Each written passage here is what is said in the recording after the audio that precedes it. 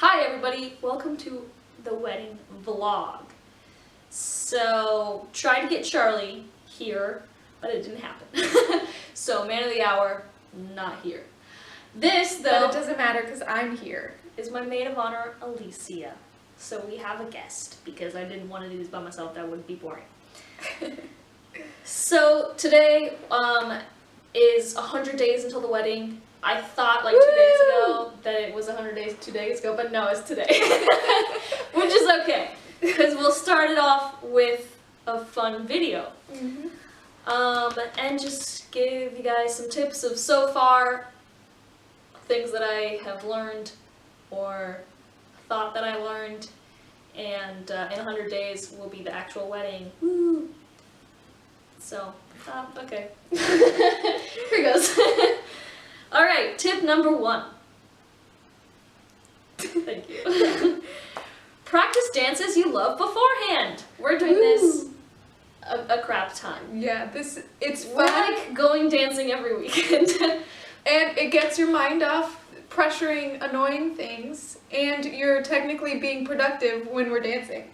True, because it's wedding planning right there, going dancing. Yeah, you gotta dance good at the wedding, and you have to prepare for that, so it's productive. Some people say that they don't like dancing, though. What would you say to those people? They need to get over it, not feel self-conscious, and just practice beforehand, because then they won't feel as self-conscious, even though they don't need to be at the wedding. You all have been to weddings before where nobody's dancing and the dance floor is dead and the music is not good. And then everyone leaves. And it ruins the whole entire freaking wedding. Yes! I mean, dancing is what makes the wedding a party. That's the funnest part of the wedding. And even if you don't like dancing, you can still have fun dancing.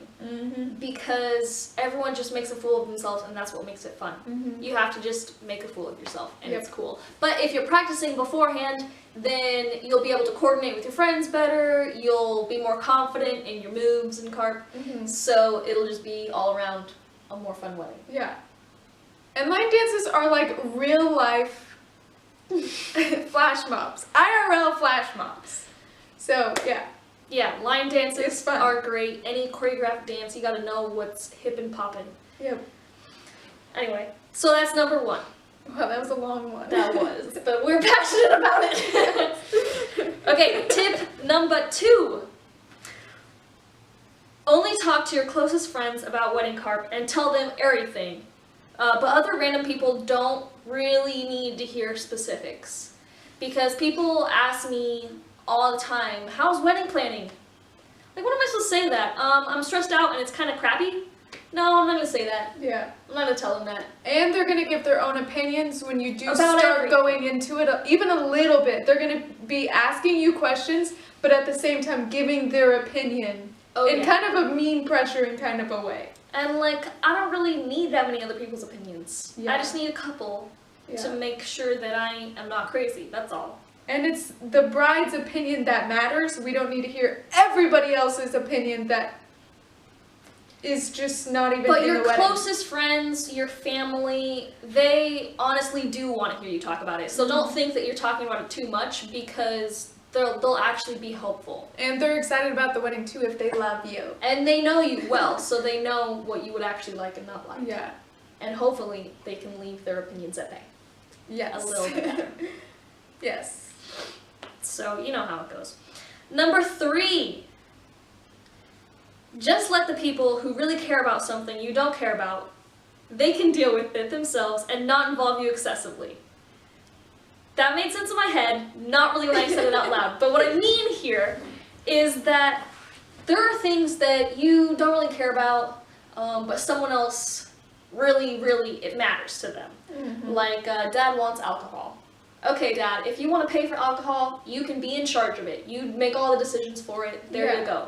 Just, like, give those things up to the people who really care about it. Yeah. Like, my mom wanted to save the dates, and I said, like, I don't care. It seems like a waste of money. But, sure.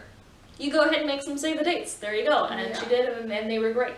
And it makes them feel good about it because they feel like they're helping, and I mean, they are. They're getting what they want. And they're getting what they want, yeah. And it doesn't need to worry you. Yeah.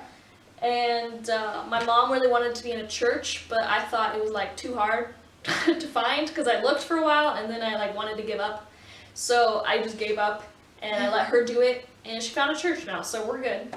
Yep. Just, you know, be willing to, even if you don't care or don't want the thing, if it doesn't hurt to have it, just let those people deal with it.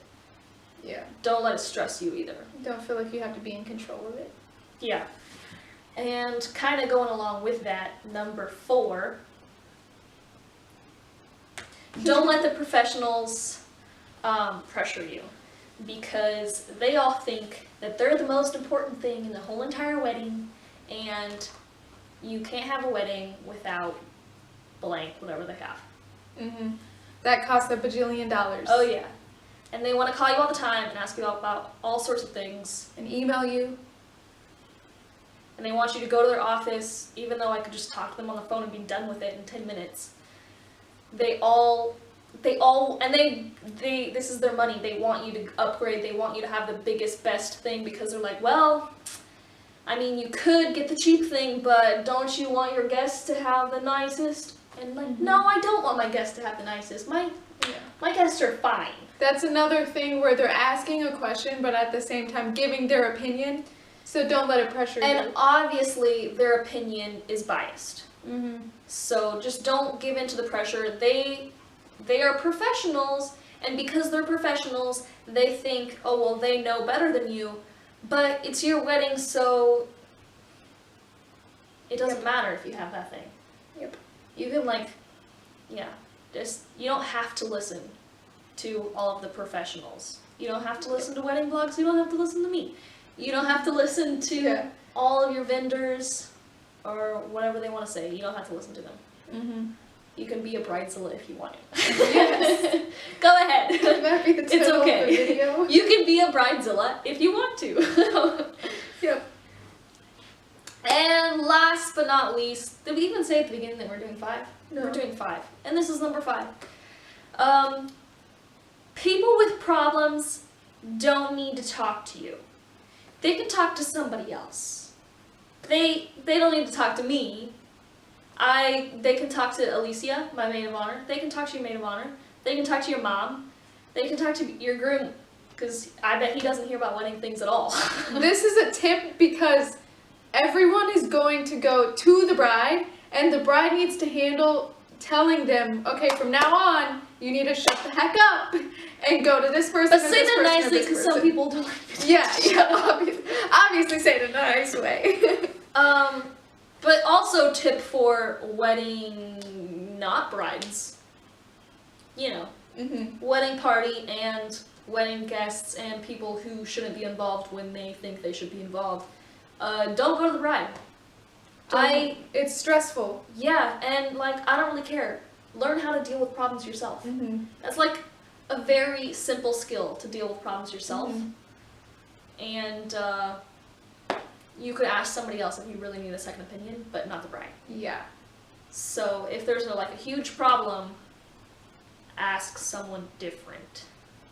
And if you're the bride, go to the groom. If you're the bride and people come to you with problems, just nicely be like, let me ask this person, and be like, Alicia, what do you think? And then while they're talking, you slowly walk away. That's literally what I did the other day. Win. Go ahead. Well, we said everything. Thanks for watching. Bye.